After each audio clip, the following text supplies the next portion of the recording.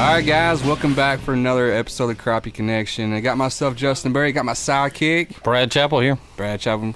And we got a guy all the way from Eufaula, Oklahoma, the one and only Todd Huckabee. How you guys? Thanks for coming. Yeah, thanks for coming.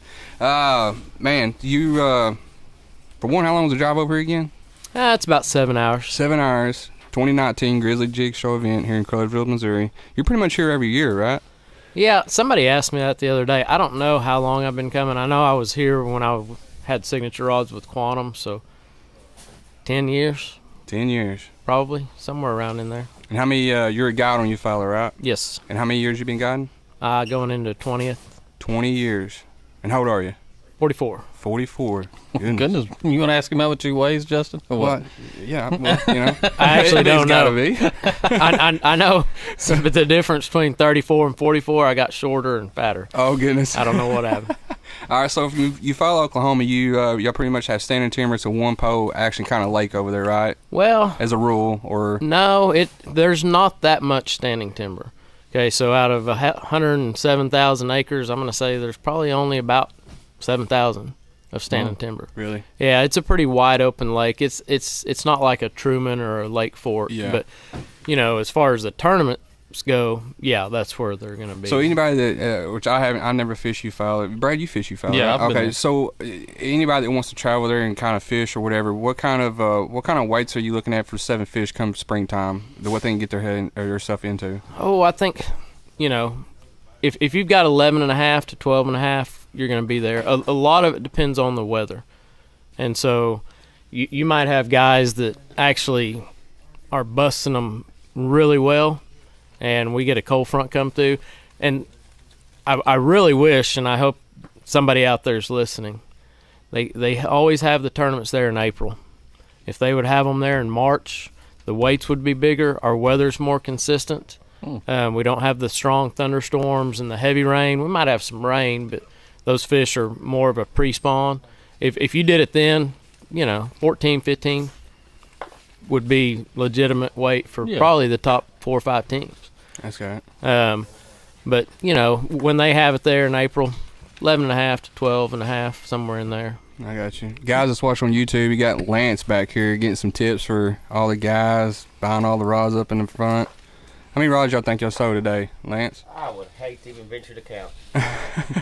That means that it's more than 10, because that's all Lance knows how to count to. I got 20. I got count my shoes off. Yeah, guys, if you want to come here, Grizzly Jig, that's just that right there. What we've been dealing with all day, just nothing but crappie talk. Customer good guys. service. Yeah, customer service. You get one-on-one with these pros. Todd Huckabee for one. I mean, he's well known. Got the seminars he's giving out and everything else.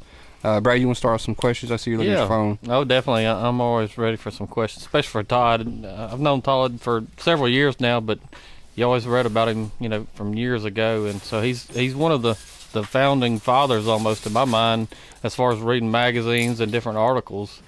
You know, you kind of kicked off the sport, and you know, I definitely appreciate that. Yeah, I got pretty blessed. I Yeah. mean, I'm not going to say it's luck. I really don't believe in luck, but I got pretty blessed to get in it at the right time when there was a lot of, you know, written media, Right. and outdoor writers that were interested in the way that I was doing it. Because up until that point, it was, you know, the spider riggers or the dock fishermen or whatever, and so I was doing something a little different.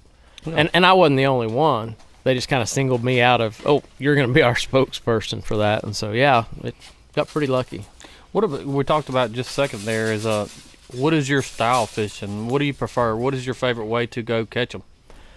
Well, I mean, obviously I love dipping timber just because you've got a target. You know, I've always loved that, just kind of from bass fishing days of, all right, I've got a target. And when you're fishing timber, you're like, okay, that one's got one. That one's, you know, you anticipate that there's going to be one there and one there and one there. Right. But day in, day out, 90 to 95% of my guide trips were two-poling. You know, some people call it Kansas trolling. Some people call it double dipping. Years ago when they were writing about it, they called it strolling.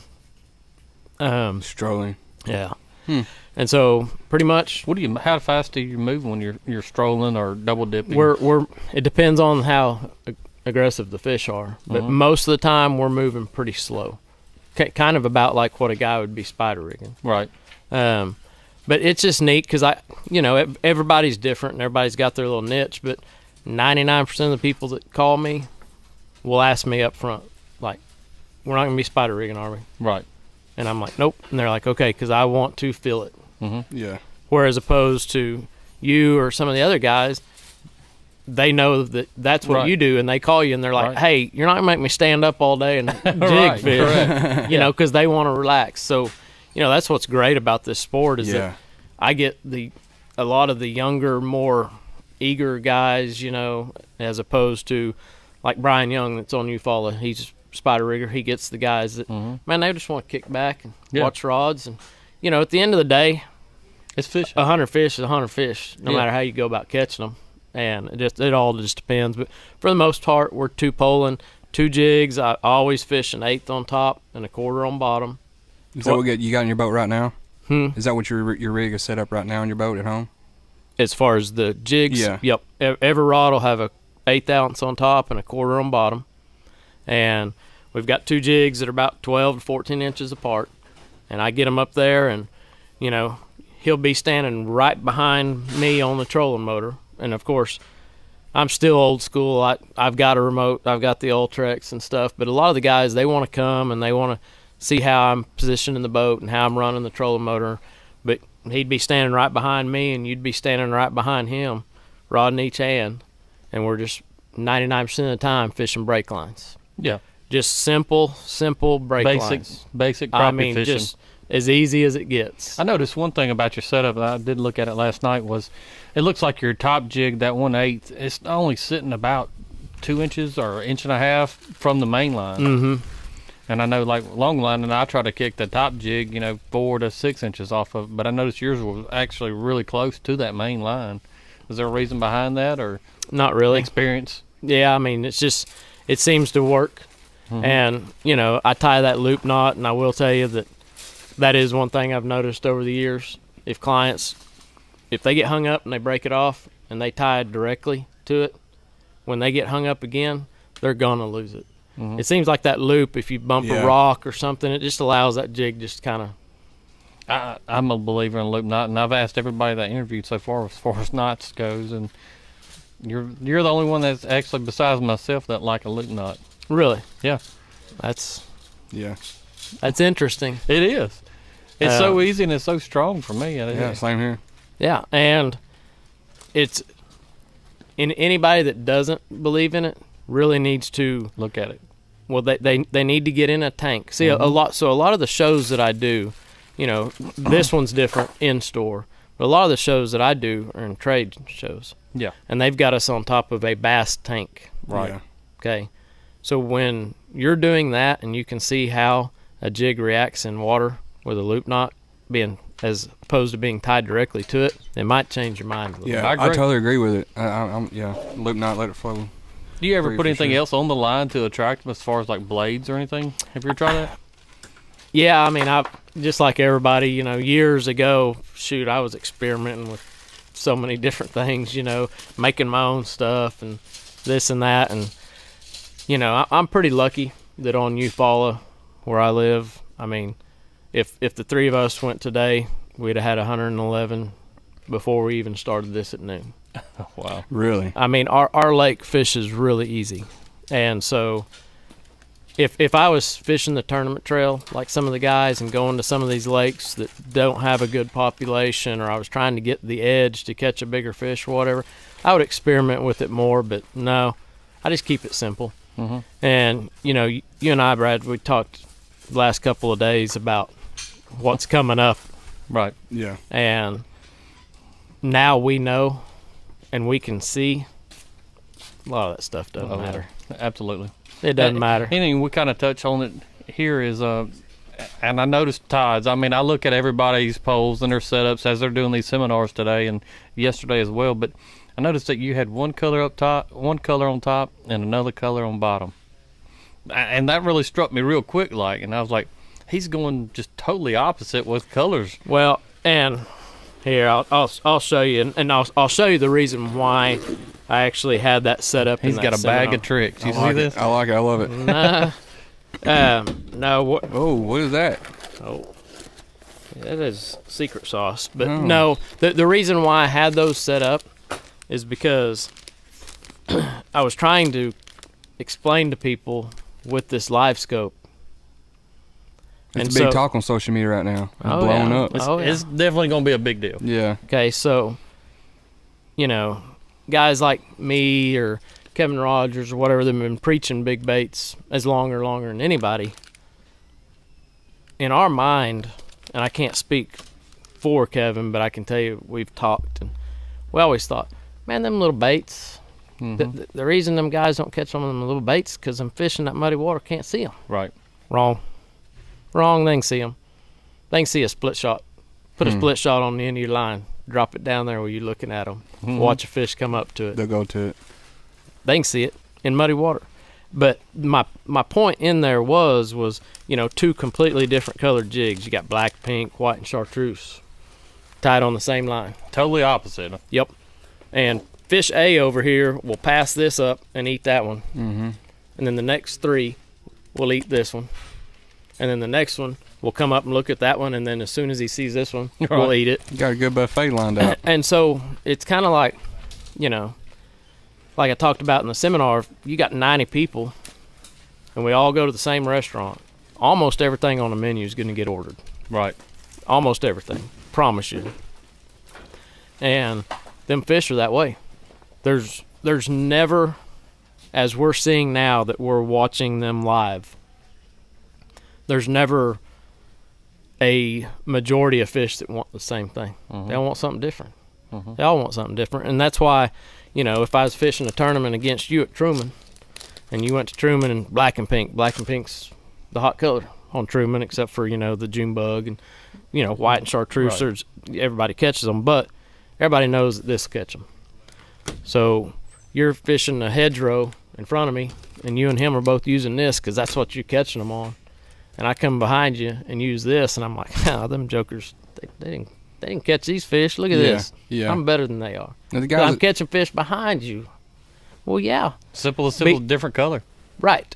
Because I'm catching the fish that wanted that, and you caught the fish that wanted this. Right. And you know, it's all of this being able to look at them is really. Now, what he's talking about is, I'm sorry to interrupt you here. What he's talking about is the Garmin Live Scope. I don't know, the people that don't know what we're talking about, we're talking about the Garmin Live Scope. Yeah. Todd's been using it for a while now, and I just recently got it, and, you know, my opinion of it at this point is it's the biggest thing that hit crappie fishing that I can remember. Oh, there's never been anything. Yeah. Game changer. You can take and I hate to say this, I'm not trying to take anything away from anybody. No, but you could give. Say what you want, man. You could give you could find the worst fisherman in this entire store. Give him one rod, one of my rods, a B&M rod, Wally Marshall rod, Outlaw rod. Okay, you give him one rod, one jig, any color, and you give him that tool, and he's gonna catch as many as anybody in here that's got everything in this store. Right. It has taken it's taken a lot of skill out of it. Now, was you against it? I mean, was you kind of wary of it? I ain't worried about that right now. Oh yeah, I fought it and fought it and fought it. I was like, I don't need it, you know, because I've been doing it so long. I'll be honest with you, with my sonar, because I'm running the trolling motor and I'm looking at a sonar for 6 to 7 hours a day, and that's all I do. Stare at it. And I was like, I don't need that, because I know now, hey, if it looks like that, we're going to catch them. Right. Because it's glowing. Right. And when I talk about glowing, you know, you can tell the difference between when you get on a brush pile that just is a hump or lump, and then you get on one that's glowing, there's fish in there.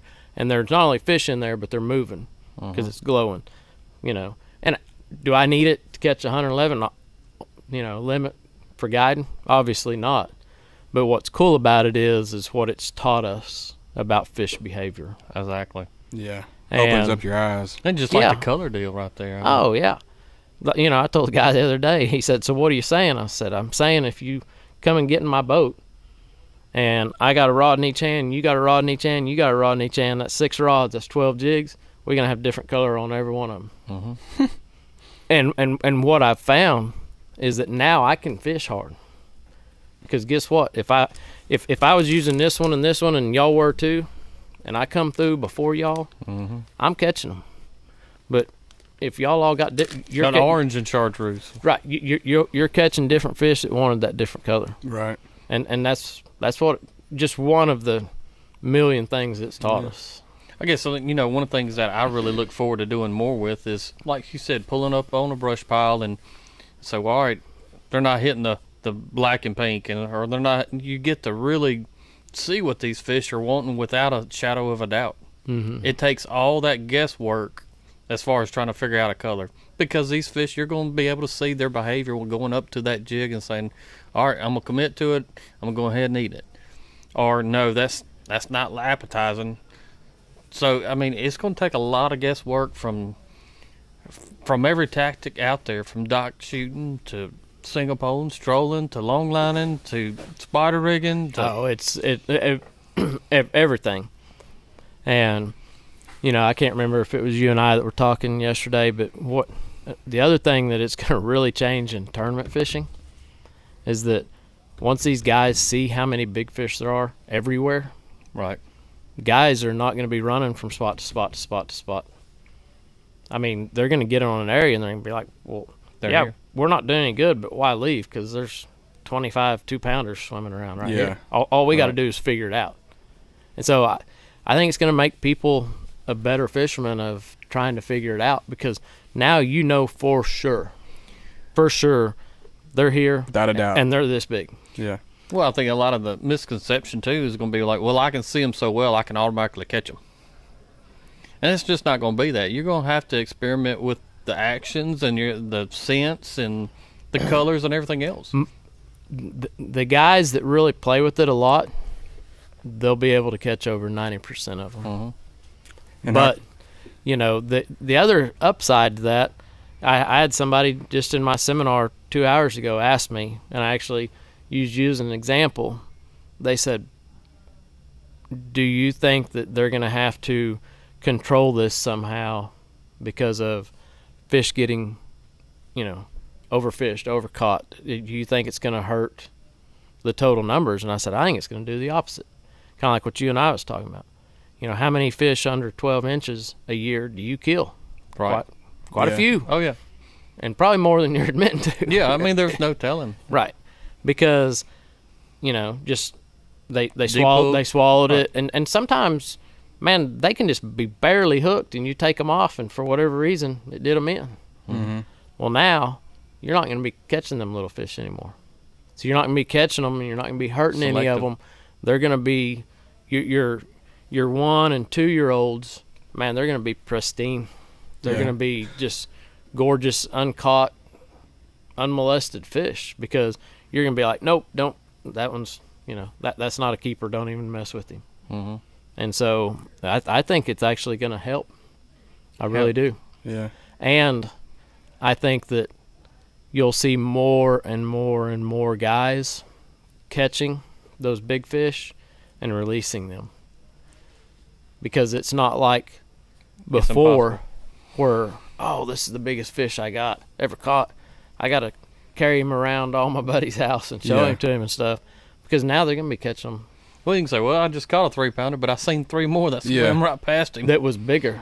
Or bigger, yeah. Yeah, and they're going to be like, all right, you know, I'm going to let that sucker go because he was a worthy adversary, because I had to hunt him down and he ran to this side of this. And, you know, and then it becomes, I think people will start to have more respect for it. Turn that off. Todd's phone's ringing.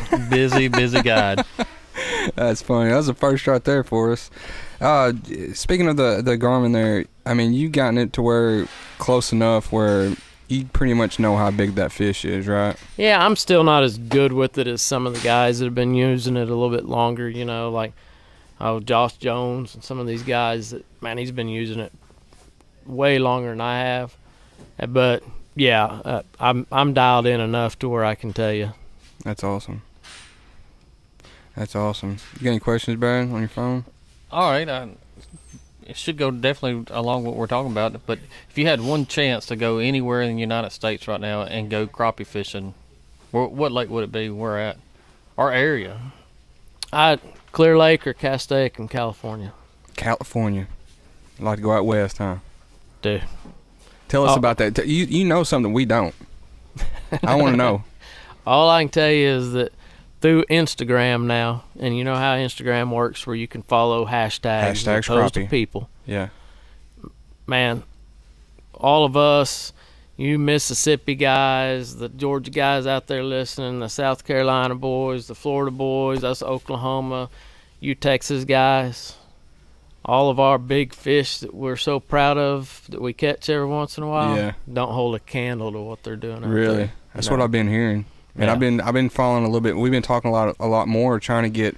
We talk about the trails wanting to follow west to try to get crappie fishing as big as bass fishing. And I've been following more guys. I've been targeting guys out west, and they catch some big crappie out there. Oh yeah, I mean Havasu, Roosevelt in Arizona.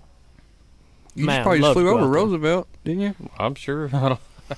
I mean, and then not only that, but good grief, I'd love to go up to some of these lakes up in Minnesota and North Dakota. Maine. Them guys are pulling 3-pound black species out of holes in the ice. And they're doing it on a pretty regular basis with 2-pound tests with a little tiny where's that jigging again? spoon with a wax worm. Where's that again? Oh, North Dakota, Minnesota. I heard Ice fishing lakes, There's a lake up there in Minnesota I've been looking at. It borders Canada and Minnesota. There's a hot lake up there. I think it's called Lake of the Woods. Lake of the Woods is decent, but there's one up there that's called Red Lake. Red Lake? Mm-hmm. I remember that. I'll write that one down. Years ago, Matt Straw with Thin Fisherman was telling me about it, and so I kind of been keeping up with it. But he told me, he said, man, it's cookie cutter. Mm-hmm. He said it's cookie cutter 2.5 and they're black species. It's because it's kind of weird. Their season that you can actually catch them is so small. The big fish, you mean? Yeah, because you can either catch them through the ice for a month during that time, and then when ice out happens and all the big fish start really feeding, them crappie disappear, they can't catch them. And then there's about 2-week period in the summer where you catch them. But there's just good grief. I mean, I know Grenada's on a lot of people's bucket lists, and I've had 10 people tell me today that, man, I'd still love to come down there, because we have the numbers. Right. I mean, it's and you don't have to be good. I'm not the only one doing it. There's tons of people out in there doing it. Anybody in this building could drag a boat down there in April and launch wherever they see the crowds and go catch 100 fish. It's that easy. But my bucket list would be somewhere like that is unfished. Right. Yeah. New territory. You like going to new territory? Oh yeah, love it. What about month wise? What is your favorite month to crappie fish? Oh, that's interesting. As far as guiding, June for sure. Because in June, you come on a trip with me, and there'll be people watching this that can tell you. You come in June, and I'll give you some options. I'll say, okay, here's the deal. We can go to the good stuff, but we're gonna be done pretty quick. And once we get our 111, I'm not gonna sit there and just wear these fish out. It's not good for them, We ain't just gonna catch and release. So we can do that, or we can go explore for a couple hours and then go finish it out. Mm-hmm. Because it can happen in an hour. What are they doing then? It's all around Mayfly Hatch. So Mayfly Hatch. We have crazy Mayfly hatches on Eufaula. I don't know why. I've talked to other people. They're like, yeah, every 2 years we get a big one or whatever. We'll have 5 to 7 in a month and a half. Oh period. wow. Yeah. That's a pretty big deal, right? And I mean swarms of them. Have you ever seen them where they get on a tree and they're like this, and the squirrels are up there shoving them in their mouth as fast as they can? And those crappie are going nuts. I know in Ross Barnett, we have a Mayfly hatch, and these fish really get into standing timber, and the tops of their noses are bloodied out and scarred up. Yeah, because they're eating the mayfly nymphs that are crawling up them trees. Exactly. Because they got to crawl up off the bottom. The eggs are in the bottom, and they crawl up. On ours, what it is so like in March and April, our water's up in the buckbrush. Right. Okay. And so then as our water starts receding, that buckbrush is just barely in the water. Barely. Maybe an inch or two on it. But that's where the mayflies are coming up. Well, them fish can't get to them. And so they're out in 5 to 6 foot of water. And as those mayflies hatch and they start flying, Can't fly very well. 90% of them end up on the top of the water. And, you know, a lot of people are going to think this is crazy, but that's all right. Early morning, you pull up down that bank, and it looks like sand bass schooling down that bank. Because them crappie are coming up, and they know it ain't going to last long, because once the sun gets up a little bit, then mayflies quit flying. They kind of bunch up. But that early light, they're feeding. Well, of course, you know, it's like us eating potato chips. It didn't fill us up. Right. Got us started. Got that thought in our head of, man, I'm hungry now. Well, they eat, but they don't have what they need. And so then once them mayflies quit and them fish pull off into about 6 to 8 foot. What baits will you be using then? Same. Just strolling along through there? Yep, 2 jigs. Just the whole same deal. Because they'll pull out to that first little break. 6 to 8. And they'll just hang there. Well, there's so many of them in there, and the shad aren't really up in there yet, because the shad are still in the back of the pocket spawning and stuff. And this is a main lake deal. Main lake. And they're starving, because they done ate all them little mayflies, and now you come through there with the big bait. It's easy. Wow. It's easy. I didn't know that. You come to Eufaula in June, I'll tell you all a secret. Come to Eufaula in June, launch at Crowder, head out into the main lake. Every rocky bank down there will have 10 or 12 boats on every stretch, and they are wearing them out. Wearing them out. Oh, yeah. Gosh. I think we're cut on time almost here. You got a rod back there. I probably want to talk about. Showcase it real quick if you don't care, Todd. All right. Oh, this is the new rod that we've got out. You know, we try to introduce 1 or 2 a year. This is the Elite. It's 10.6. We're making it with ceramic and with stainless steel guides, because there's so many guys now wanting to use braid, and all of our rods were ceramic, and so now we've got the Elite in both ceramic and stainless steel for the guys using braid. Super heavy backbone. There's nothing like it in here. A lot of people think it's too heavy. I do not. I'll tell you what Wade will tell you. And I love it when funny stuff like this happens. But a few years ago, and it's probably 5 or 6 years ago, and I was doing a seminar in the seminar room here, and you know how it goes. About 7-8 minutes before you're done speaking, Wade comes in there and starts passing out tickets for the giveaway and stuff like that. And I was sitting there, and somebody asked me. We were at the end doing a Q&A, and they said, "Would you use braid?" And I said, "Nope, don't like it. I hate it." I said, "You don't need it. If you need it, you know, your rod's too limber, bottom line. If you got a stiffer rod, then you don't need it," and blah, blah, blah. And somebody said, "Wade," and he turned, and, you know, you don't ask Wade Mansfield anything unless you want an answer. Right. Because that joker can be shocking sometimes with what comes out of his mouth. And they said, "What do you think about braid?" And he said, "I love it." He said, "It's the greatest thing ever invented." He said, "I want everybody out there to buy it and use it." He said, "Because when you do, you're going to break your rod, you're going to tear up your reel, and next year you're going to come back and have to buy more stuff from me." And so would I use it if it was just me fishing every day? Sure, I would have it on a couple of rods. But, man, you put it in the hands of clients, it's a nightmare. Break City. Yep, it's a nightmare. How much your rod retail for? I think he's selling them here for $99. Of course, with the Grizzly bucks and all that, they're like $85 during the show. But most places are around $99 to $100. How big a fish can you sling in with them? As big as you can catch. As big as you can catch? Yeah. In fact, there was a video the other day, a guy that isn't on our pro staff or anything, just a real good fisherman. He actually put a video on there. He's dipping a tree, and then he sets the hook, and he swings in a 5-pound dumbbell. Oh, goodness. Yeah. Wow. Yeah, they're, quality rod. They are a little more expensive. What kind of reel would you put on it? The cheapest, lightest bait cast you can buy. Just like a standard size as far as bass fishermen would use, or smaller? I do, because there again, from guiding, man, clients can break a anvil. Right. They can. You know that. And so with me, I love the idea of the smaller, lighter reels, but they won't hold up. Right. They won't. They get stepped on, broken. You know, it's a cheaper it's a cheaper thing. And people are like, well, you know, but they're so much lighter. Well, if you hold the rod correctly, they're not heavy. You know, a lot of people, you'll hand them a rod. Yeah, yeah, that's You'll hand them a rod and they're holding it here, back here, whatever. No. So if that reel's right there, you're holding the sucker upside down and you're letting it rest right there. Right. And it's not too heavy for anybody. I have 8-year-old kids and 85-year-old women that can hold that rod if they hold it correctly. Sometimes you just got to show them, hey, hold it like this, and then they're like, oh my God, that's way better. So, and that would be with the reel facing down. Yep, because we're not reeling. Right.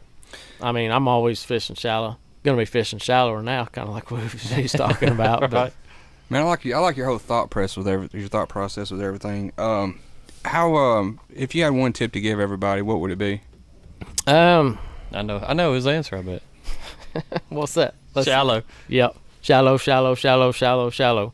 And, you know, I've been preaching it as long or longer than anybody. You know, from the Crappie World days to In Fisherman to all the magazines, the TV shows. I've been saying it. I knew I thought it because that's where I had more success. And now that we're looking at them and you're looking at them jokers are even shallower than what we thought they were. We were just barely touching the tip of the iceberg with our shallow. We need to be even shallower. And here's what's crazy about it, is think about this. We all know that they're shallow in the spring. We all know that in the summer when you get a thermocline, they're shallow. We all know that they're shallow again in the fall when the lake turns over and the good oxygen's up shallow. But this is winter. It's cold. Cold.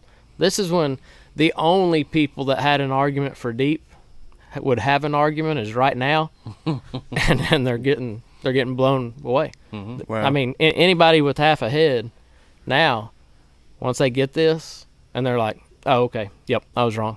Just admit it, get it over with. Right. They shallow. Wow. All year. That's crazy. You got any superstitious? Are you superstitious about anything? No, but I dang sure have had some bad luck with bananas in the boat. Amen. Finally, somebody has agreed with me. I had a friend that brought a banana in the boat, and I'm like, what are you doing? He's like, what are you talking about? He had no idea. I do not like bananas. Yeah, y'all know where that all came from, right? The whole banana spider. And Yeah, the spiders. Yeah. I've researched and looked at it. And Yeah. We've been talking about superstitions, different guys this morning, and I know one of mine, and then I said it earlier, is if I get on pre-fishing, I won't shave. There you go. I don't know why.